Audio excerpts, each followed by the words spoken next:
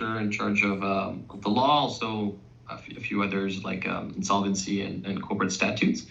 And we've got Zachary Ben-Sama that's also on our team. Has been supporting us during the consultations because we've met with a lot of people, and so he's keeping track and making sure we're faithfully account for what everybody has to say. Okay. So happy to be meeting with you. I understand you had an interest in the process. Yeah, for sure. So my interest is around, I guess 48 and 45. That's where exclusively I'm kind of looking at, mostly 48. And I think it's important maybe I touch on a little bit, maybe quickly, maybe 5 minutes on the history of that. Sure. And then as maybe your committee or your maybe actually, you know what? I'm going to try and do something different here. I've been to all of these panels and hearings and everything like that. So I'm wondering, like, what exactly, if you can give me a synopsis of what you guys are doing. Like, what's your role and what's your mandate to do? That's a good question. So we're in the department proper. So it's the Department of Innovation, Science and Economic Development. That current minister is Mr. Champagne, Yeah. Minister of Industry. So the department is responsible for the law. And that means when we need to change the law, that we're supporting the minister basically doing that. So it would, it runs the gamut from running the consultation for him, synthesizing what we've heard, then we help him make a pitch, for example, for amendments to his fellow ministers, because it's cabinet that decides if the government's going to introduce legislation. And when it goes to Parliament, we support Parliament in that, for example, we could come and present and explain the changes that the government is putting forward. Okay. So that's our role. We're kind of a secretariat for minister when he's interested in changing laws.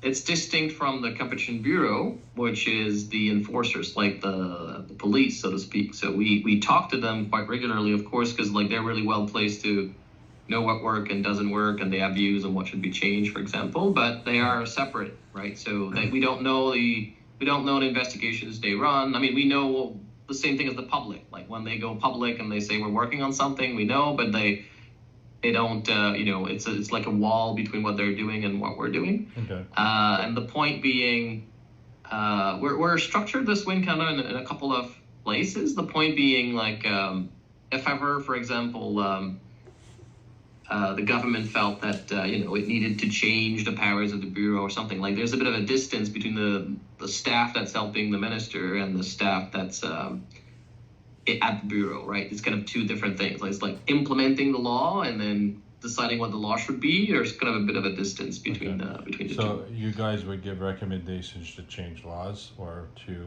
add Yeah. teeth or to revoke laws? That's Yeah, okay. exactly. Yeah. And then the Competition Bureau would go to you. Would they go to you to ask a question if a law was enforceable or not, or would they go to the DOJ for that? They would go to the DOJ for that. DOJ, okay. Okay. Correct. Okay.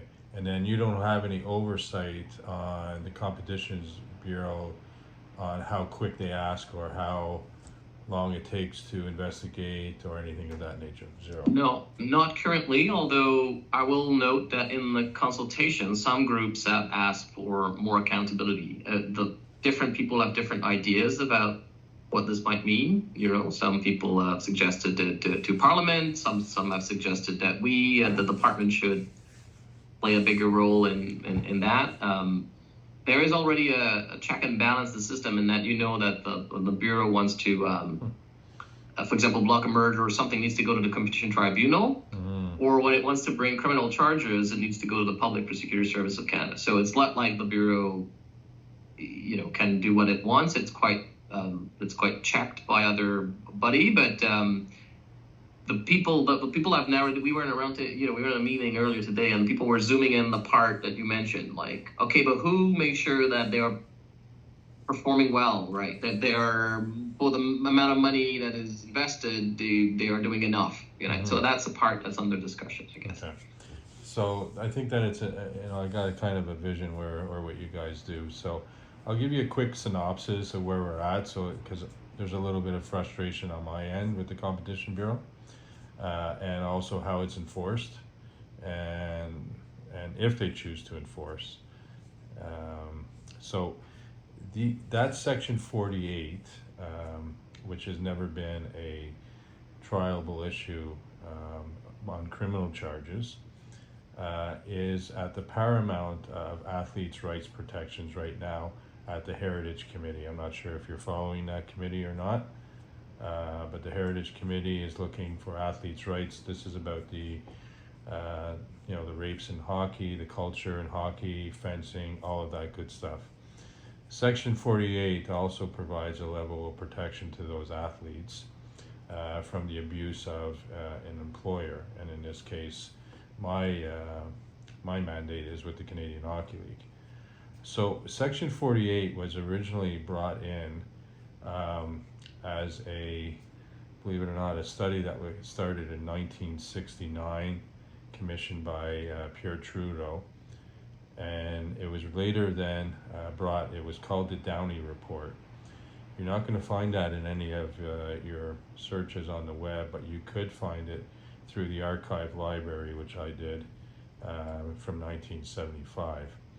And the Downey Report came into play because Hockey Canada, then the Canadian Hockey Association, set up a scheme to try and have a third party solicit funds from the National Hockey League and then give to Hockey Canada. And the Downey Report said that would be very dangerous for amateur sport. It also gave recommendations that no minor should be allowed to enter into a contract, and that the Hockey Canada, or the CHL, should not operate under the guise of an amateur athletic association. And there was severe detriment to that. And the reason why that came into play was because in 1976, the Canadian Hockey League, and then it was called the Major Junior League, tried to have minors sign into contracts that required them to pay 30% of their salary once they left if they make the National Hockey League. This case is called the Tonelli case. John Tonelli, who was a New York Islander, his case went to Ontario court. The Ontario court ruled that it was not legal to enter into a contract with a minor, nor did it have the ability to enforce payment from a player after he left the league. But the league then, the Competition Bureau changed and put in that restriction that anyone who imposed an unreasonable restriction upon an athlete. So what the league did after that is they entered into an agreement with the National Hockey League that paid player development fees. And Downey Report strictly said that there was no mandate and that should not be allowed to pay development fees to the Amateur Hockey Association, because it would basically create the system of which we have now, which is an unbalanced, unregulated system with no checks and balances, and it's clearly a monopoly for the Canadian Hockey League to operate in that fashion.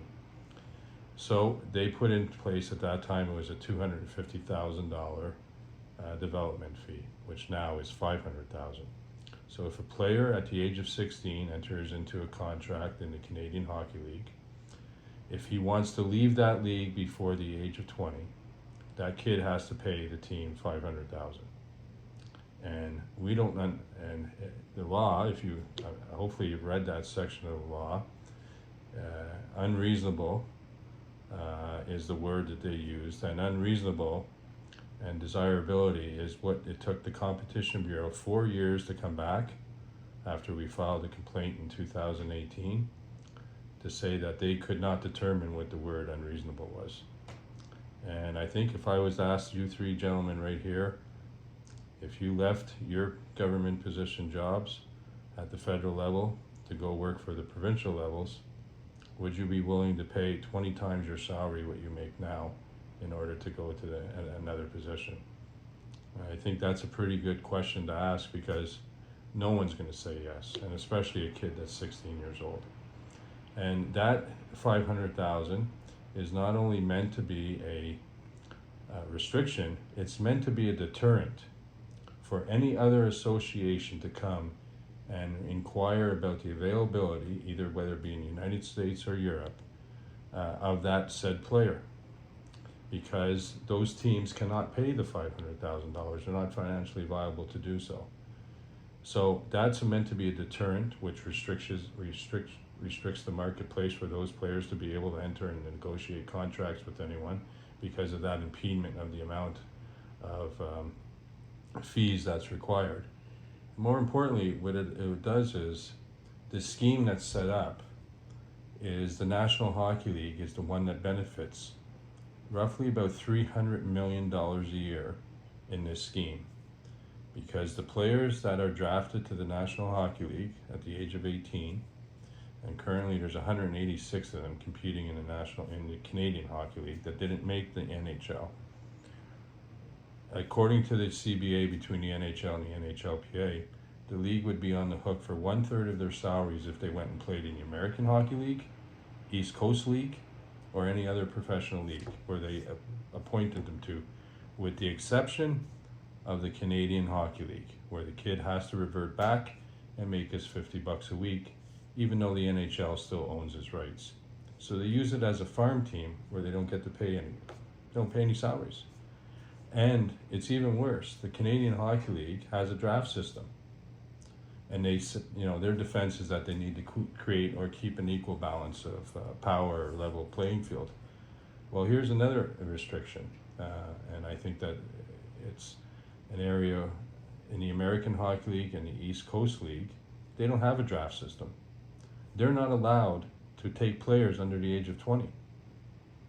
They can't draft, they can't go and poach, they can't go and take players because they have an agreement amongst themselves that they'll leave the kids under the age of 20 to play in the Canadian Hockey League because it benefits the National Hockey League. And the only ones that can play in the American Hockey League are European players if they're under the age of 20, and they're allowed to gain a salary. But what COVID did for us showed that there was 162 players out of the Canadian Hockey League under the age of 20 when the CHL closed down during COVID, went and played in the American Hockey League and the East Coast League. And they gave the exception for that year or 2 years, what it was during COVID, that those kids could play in the United States because the NHL wanted the development. And those salaries went against the NHL salary caps, which put a couple of teams in the bind. So this orchestrated scheme of depriving players' movement in the Canadian Hockey League and drafting players and then putting an unreasonable restriction on wages or salaries is clearly in violation of that law. Whether it be an interleague or an intra-league conspiracy, that's what the Supreme Court and the courts did in the Kobe Moore case, had said that it's legal if a team does it. We don't look at it, or a league does it within the OHL or the Q or the Dub. But it's legal if all of the groups got together and said, we're going to, basically screw all of these kids because competitors got together. And we don't believe that that was what the intent of the law. If you read the Downey report, it's definitely not what the intent of the law was, but that was the interpretation that the Competition Bureau or the courts gave their opinion on. So my beef, I guess, with the Competition Bureau is that in 2018 we filed a report, a complaint, based on what I've just explained to you on one player or the league policy. It took 4 years to come back with a ruling to determine that $500,000 they couldn't determine what unreasonable was, and they weren't going to enforce the law.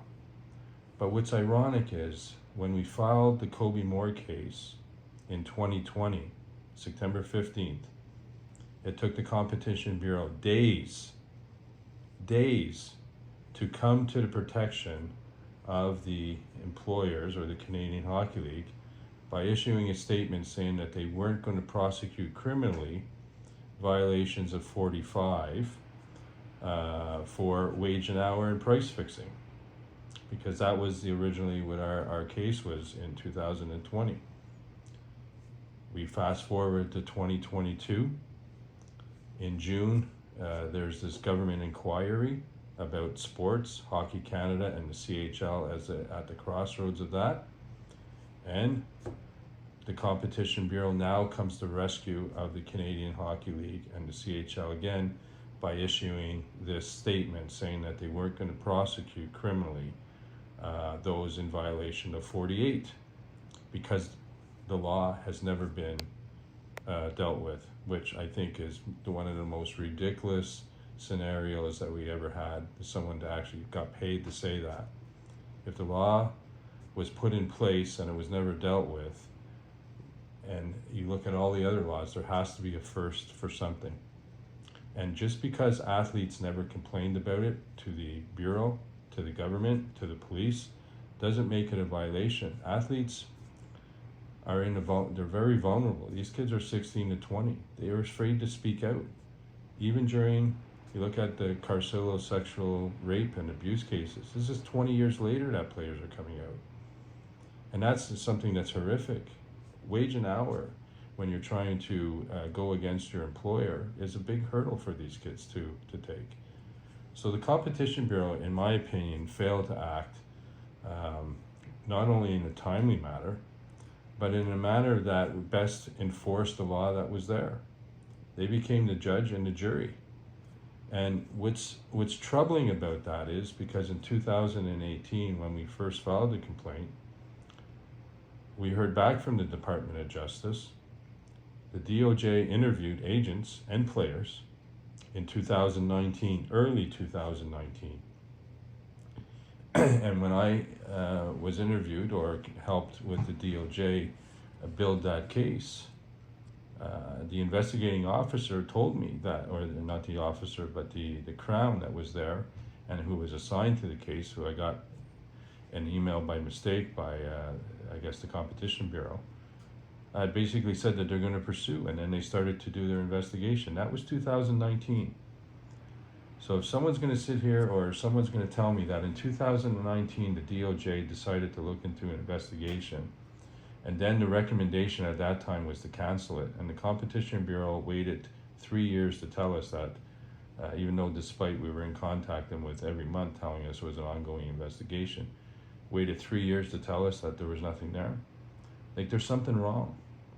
Or if the DOJ took 3 years to get to the Competition Bureau, there's something wrong at that level. Like, it's unacceptable. These are complaints that should have been acted. These were violations. And so my frustration came with the Competition Bureau's inability to be able to enforce a law and then selectively say we're not going to enforce a law because it's hockey. And that, to me, was the wrong message to play. And then we look at the recommendations of the Competition Bureau that came out to take out the law altogether. So my question to you guys today is, where does a player go if he now wants to go play in Europe and he can't get out of his contract because they ask a $500,000 release fee? That's one. My question then, the second question would be, where does a player go when the team won't release him because he won't sign a waiver to give up his education package? And that's happening right now in the Canadian Hockey League, where teams are saying, okay, you want to go play in the American Hockey League? You got to forego your 4 years education package that you earned here, or you're not getting a release. Like, where does it stop? How does that player? And by taking away 48, that recommendation, it doesn't fall under 45. That's not price fixing or wage fixing when you're talking about an unreasonable restriction for a release. So we don't need more laws. The Competition Bureau had the laws there. They just didn't enforce it. So Randy, there's a couple of things to unpack in what you're saying. There's the issue of delay. There's the issue of whether current law is appropriate, and then there's the issue of where players go, which is kind of your question. I'm going to try to go in order. The first thing I will have to say is you're not the only one that feels that there's an issue with delay, especially when criminal matters are involved, right? So one of the dynamic when you go with criminal is that you need to go through the Public Prosecutor Service of Canada. So you may know the bread fixing case. Have you ever heard of that? Yeah, I'm aware. Multiple years. I can't remember the years, but it's like not finishing. So whether that is, I'm not sure it's particular to hockey is basically my point. I think it has to do with when we go into white collar crime, so to speak. I'm not sure, we're well equipped institutionally, and that I think goes beyond perhaps the Bureau. The other question is whether the law is correct and the Bureau, whether the law right now captures this or not, and whether the Bureau, why are they proposing to remove Section 48? So technically, and I think Ian, briefed me before that there's been, like, technically for criminal matters, the Bureau doesn't have the only say, right? Because you can have a class action lawsuit, right? So I understand that there's been one, and there's in fact a tribunal who said, it doesn't fall under Section 48, and so that makes me wonder if whether Section 48 actually work, right? If the law is the correct one to be able to enforce it, especially relevance to us, for sure, because our job is to make recommendation about changing the law if the law is not correct, right? And we've recently changed Section 45. I don't know if you've seen this as well, and we've re-included. So concurrently, you were talking about it was not long for the Bureau to say we're not going to prosecute in COVID, like the wage stuff. That spurred people to say, wait a minute, supply side cartel are not included. They're like you cannot fix the price that you sell stuff, but you can fix the price of what you buy stuff, like you can fix the price of labor. And so we actually are explicit now it's going to kick in June, enter into force in June, but like there's a new Section 45 for labor, like wage fixing. And it's not only wage, Ian will know the exact terms of it, it's wage and conditions of employment or something to this effect.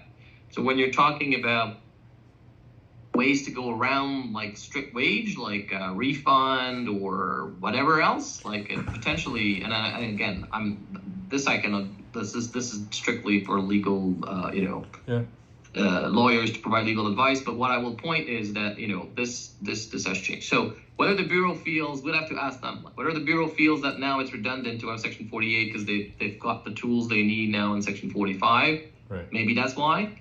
Maybe they feel after the legal experience they've had and the exchange they've had with DOJ that in fact Section 48 handcuffs them because it has all these conditions. It's like it's kind of you can read this as something that goes further in Section 45, or you can read this as something that is almost like a legislative exception for the sport teams, like in favor of sport teams, like to protect their way that they've been operating in the 1980s when this was put in place, right? It's kind of nobody can fix things, except the sports team can do it if it's reasonable. Like you can read it almost as a special treatment for the teams rather than wanting to say, and in particular, sports team, you cannot do this if it's unreasonable. I don't know the legislative history exactly, but like. The Bureau might propose it because it feels it's impairing it rather than helping it. So again, we'll have to ask them, and I'm sure you have why they propose that. But I would not assume that it's because they want less power in this sphere. It might be because they want more. My fear is this: the defense, the Competition Bureau is going to go around employees. Okay. The defense in every other action, even in the wage and hour theft case that the CHL was sued for $180 million and offered a $30 million payment to get out of it. Their position is that they're amateur athletes or student amateur athletes, despite that no one even goes to school full time. No one's even registered in school. They all take online courses. But yet the provincial governments bought that hook, line, and sinker, and then over the course of 7 years changed the employment standards laws to carve out those players as employees. So you're going to have an uphill battle or another legal defense from the CHL, which is going to drag around in courts for years, Because now, after Kobe's ruling that took place, the Supreme Court ruled on Thursday of last week that they're not going to hear the case. So now we're forced to try and go with the court's ruling that it's illegal to do it within one league. So we'll be filing in Ontario, Quebec, and the Western Hockey League a class action based under 48 as it stands now. That's not going to, the Competition Bureau's thing is going to come in for another year, whatever it is. But taking out 48 and hoping that those players fall under 45 is a mistake. You are creating another legal maneuver for these guys to avoid the payment and protection and providing an industry that has historically abused not only athletes' rights financially, but in all other areas, and with no repercussion. You have the Minister of Sport in Canada and the provincial ministers saying that they have no jurisdiction over the Canadian Hockey League. Zero. Because they don't fall under the federal act, with Hockey Canada does, and their provincial one is because they're independent businesses. Yet they receive not tens, hundreds of millions of dollars in benefits through the provincial and federal governments annually. Okay? Yeah, no, so it's very useful to know that the provinces have chosen not to consider them as employee, right? That's right. I'll have to say at one point too, like my point, if we're civil servants here, right? We provide advice to the minister. If parliaments vote laws that say this is not included, like we and the bureau and the PSPC will have their hands tied, right? If it's kind of if that's what the legislature has decided, there's it's going to constrain the sandbox, so to speak. That's right. I take the point of those who've said that federal government doesn't have jurisdiction in the following sense, in the sense of labor laws, right? So federal sectors for labor law are banking, telecom, etc. And then I'm pretty sure sports in general as an entertainment business is provincial labor laws, right? Mm-hmm. Now, your point is well taken too, and probably could be argued in front of the sport minister. Sure, maybe you don't have the legal right, but you do have leverage.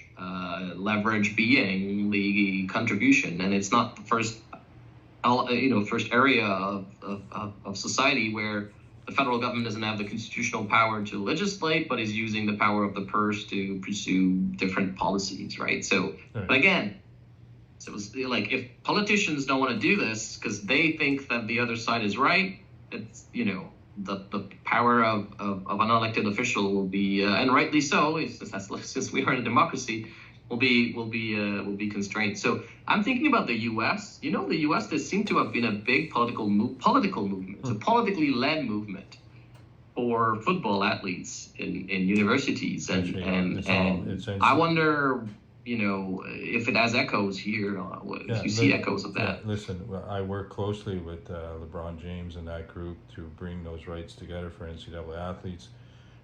We were involved in the first filing of that with Wisconsin, and we were involved in the athletes' rights now getting paid for video games rights, which is the one that went to the Supreme Court and ruled that the NCAA system is archaic, and if it was any other business, they'd be in jail. And that came from Justice Kavanaugh. And this is the same thing that should be true in hockey, the way it's set up. It's no secret that we're going to be filing in days in the U.S. an antitrust lawsuit against the National Hockey League, Hockey Canada, the CHL. We were waiting on this ruling to come back from Kobe Moore, and we're going to take action in the U.S. against that. But what I'm trying to do, the only people that make money out of that is lawyers. That's it. So I'm asking you, what could we do, or what could I do, or what could I recommend? How could we write the Strengthen 48? How can we sit here today and say that it's okay for an employer to ask for a $500,000 release fee from an employee? What section of the law allows that to happen? It's a good question. And by the way, you answered one of my questions, which is, would the U.S. laws be more favorable, and can you get through them this way? So 100%. You're already on it. But in terms of your question about how to work, So the thing we'll fall into that challenge here, because like the Competition Act is typically sector specific. This is one of the instances where it names a sector, and sorry? You mean sector neutral?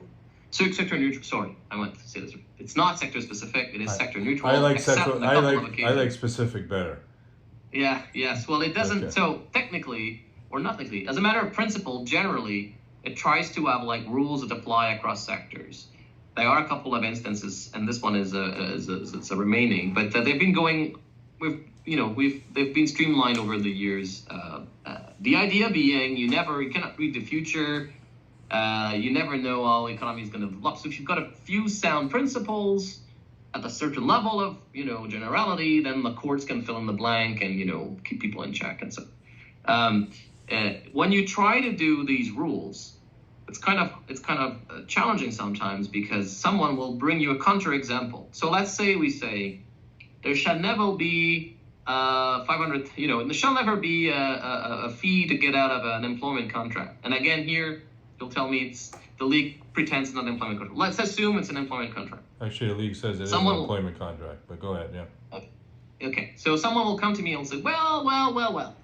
In my business, sometimes we paid a master degree of some of our employees, right? And we've got a deal, they need to stay in the business for 2 years, and if they don't, they repay their master degree that we've paid for them. And then we'll say that's entirely reasonable, that's good for us, good for the employee, gets his master degree. We don't ask more than cost, so it's reasonable. And maybe people can agree that this is fine. So I imagine the league is doing something similar, although I'm really not in the details. But my point being to do like a principle that would go to this without creating unintended consequences is I don't have the answer for you right now, right off the bat of my hat. But what we do in these kinds of consultation is we take the issues that do not work and then we try to workshop them. Like, is there a way to change the text that would tackle the situation that most people would find unreasonable, like we think that Canadians and politicians would find unreasonable, without creating some havoc, somewhere else? Okay. That would be the process we would go through. So having said that, the government spent that at that time $185,000, which was an enormous amount of money back in the 70s, to do a study that came up with the recommendation in order to stop the abuse that we see today in sports. And if you look what's happened in the business model of hockey, where you have Hockey Canada, and then you have, which is the governing hockey for 650,000 players, then you have the CHL, which now has an agreement with the NHL, that the NHL profits $300 million in salary and wage because of a price fixing scheme or a wage fixing scheme with the CHL. The actual intent of that was, Downey report, was to prevent that from happening, to protect athletes. Now what's happened is, because now soccer has grown, and now you see at the Heritage Committee, the Canadian Soccer Amateur Association has set up the same type of scheme. They have now the Canadian Soccer Business, which now owns all of the rights, images, rights, marketing, for everything amateur in hockey and soccer. It will kill every single industry in Canada as on the amateur sport if it keeps continuing like that. And I can give you the analogy. FIFA tried to do it in FIFA and soccer, and that's where I have the experience with. They got arrested by the FBI in the United States for the exact same scheme that they're doing here in Canada. And now we have soccer, and now in Europe they're trying to do it in alpine skiing. The same type of business. You have the amateur sport, and then they come in with the professional sport, where the professional sport uses the amateur sport for financial coverage or endorsements. You can't allow it to happen. It's not creating an equal marketplace. And I'll just say to you this, I know you're going to interrupt. In 76, somebody had the vision to write that. 50 years ago. They put the laws on there to enforce it, to make sure that couldn't happen. that Downey guy was very, very up to speed. And you look at today, we no longer have what we had in the 70s, the 60s, the 80s, or the 90s. Hockey now is a $15 billion a year industry. Billion with a B. And we have the same laws that are in place back in the 70s, and it's never come forward. And the laws that we put in place for specifically 48 was to prevent and protect athletes. And now you want to take it away instead of enforcing it and bringing it up to today's future. And I'm not saying that's what we want to do. I think I'm trying to imagine why the Bureau went up. Because usually if you read the report of the Bureau, it's all more. So I'm questioning, like, they want more everywhere. Mm-hmm. Why this one? It probably is because they think it's maybe, you can have an intention to help. Even the legislators sometimes can think it's doing something, and it could have proven that when you try to use it, it backfire, and it's actually like limiting. Now, I get your point that your favorite approach is not to repeal it, but to fix it if it's broken. Okay. Fair enough. It's totally like a legit, alternative approach. But that's why I was just not assume that the Bureau's intention is to be less equipped. I think that it could well be that this provision, as I say, to me, the first time I read it and not having any of the history, it looked like it had been written for the teams, not for the players, right? As a carve out in Section 45. Because back then, Section 45 did include the supply side, like it did include like labor. Buy side. Yeah. Sorry? Buy side. I keep confusing the two. Buy side, So it looks like the teams panicking and going to see the politicians at the time and saying, we have special ways of doing things in hockey, and then we need some protection. And the compromise being this reasonable thing, which is the go-to compromise politicians always go to when they want to thread the needle. It's totally opposite of what you thought. And you know what? In the Downey report, the letters are there from the National Hockey League, John Ziegler, to the government, begging them not to put this law in place. Not to put Section 48 in place. That's right. Because, so when you look at the detail of what's there, including the correspondence between the government and their lobbyists and the president at that time, the National Hockey League, this was put in place to prevent and protect amateur. It actually says that the Canadian Hockey League, the setup, would ruin amateur sport in Canada. And it has. And okay. I just want to say this to you. So again, we can go and revisit the entire legislative history, but my point being, it's not been like the PPSC and the collective lawsuit was not able to use Section 48 the way it's written. Whether that was intentional sabotage by someone at some point in the legislative process, because you could go in with a thing and then someone can have an amendment because, the sports team that don't like the initial wording, I've not checked the list, but the end result is the law we have now seems to not work for your intended purpose, so. Well, it's going to work as long as we only file within the province. Because the defense has said that we could not bring an interleague conspiracy. So we now have to bring an intra-league, which means it's just the WHL teams that got together to put that clause in the contract. It's just, you know what it is? It's maddening because, again, it's just another legal defense, and it'll take years to get through the courts to get a certification done. But we're going to go through two roads. We're going to go through one, the small claims action, small claims court, and we're also going to do a class. Why that law is still it's in there, but do you know Randy, why this might also fall in the sense that it's all unionized, right? But only when you get into the National Hockey League. Am I correct? So it's kind of not even union, the guys that made it are not fighting for the guys that are not yet in. Is that where the gap occurs? It. Because even though the NHLPA got an agreement, they have a CBA. They're not a union; they're just an association.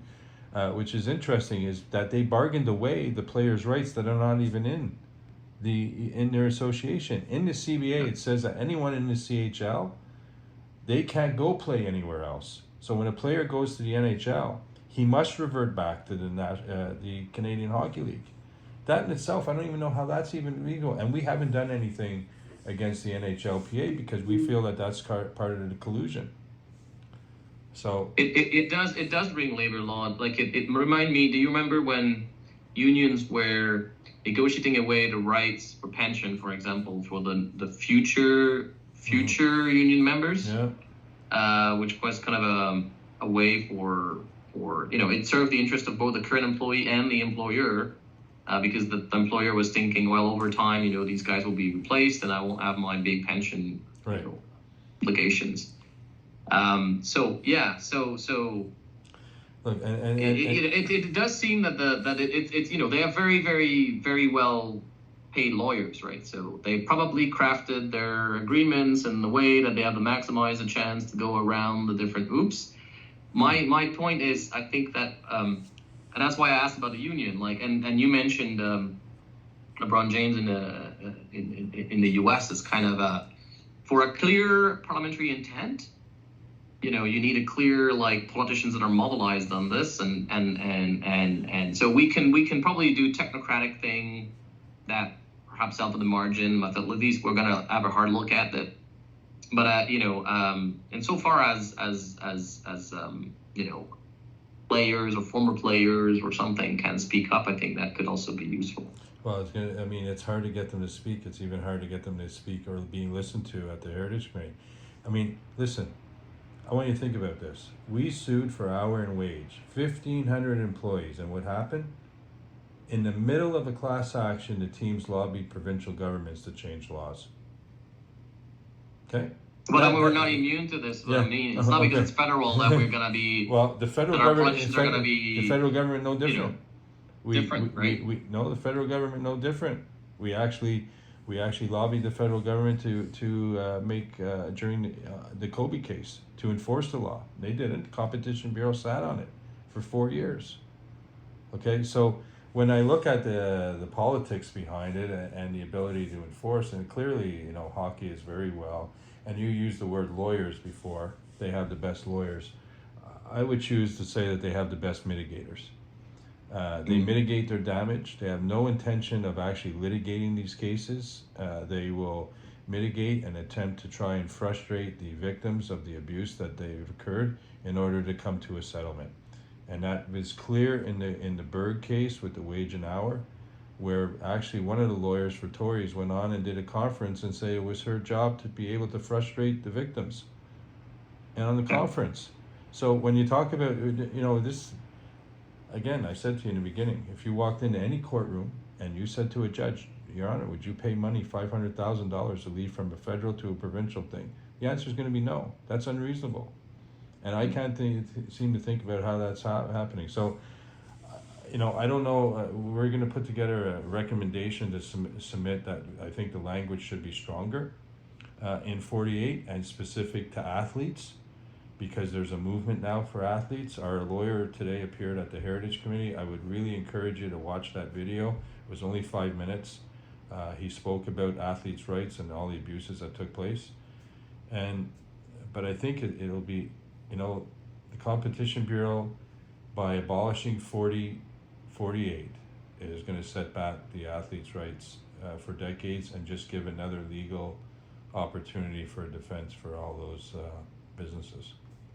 Okay, Randy, we're at the end, but I think it's a great ending in the following sense. I think it would be important to submit in writing and especially the part about what you see as the loophole, the employee, not the provincial government not considering an employee, and I think it's good to have your case on record, because now we have the Bureau saying one thing, and if you have the thing in writing where you point out to the flaws and you make your pitch for revamped Section 48, at least we've got this on record. So that's one. Our process is not going to be quick because it's a marketplace framework law, and all the groups we're talking to want to change it, and all the groups that we're talking to, which are usually the business side, don't want to change it. So, and we got 100 submissions in writing, more than that, and then 400 people who participate in our survey, right? So we will need some time to crunch it, but I think it was very, very valuable to get your example, because one exercise we'll have to do is look at our tests and like think about scenarios, and we're gonna use the professional league scenario in our like, we're gonna like, okay, if we change that, what happens? It's, you know, if you had not spoken up, I'm not sure sports would have been top of mind. Like, we tend to think about, you know, transport, telecom, you know, like groceries these days. So, but this is a part of our economy. They do have like these weird structure, which is all unionized, and then lots of agreements between each other, and the drafting, and it's like a lot of, at the very least, collaboration there. And whether that collaboration verges into collusion is certainly worth, you know, us thinking through when we run the different industries through our process. So it was just one very very appreciative of the time we've. So just one last thing, obviously you're going to hear in the next days or week about the U.S. action. U.S. law is way more far advanced with anti-competitive acts with regards to sports, and again, if we take 48 out, it sets us back. Why can't we be proactive in protecting athletes? Why protecting the industry then? So if you do have, like, that's not necessarily for the politicians, but if you can put it in your submissions for us, the laws, the section, like that, we go and we look at it. This is part of what we do too. Like, we look at other laws and we say, hey, should we import something in Canada? So that can be a useful pointer as well. Okay, good. Okay. I appreciate it, guys. Ian, thank you for setting this up. I appreciate that. And I didn't hear from anyone else except for yourself, but I didn't get your name. What was your name? Martin? Martin, yeah, Martin. Okay. And the last name? Simard. Simard, okay.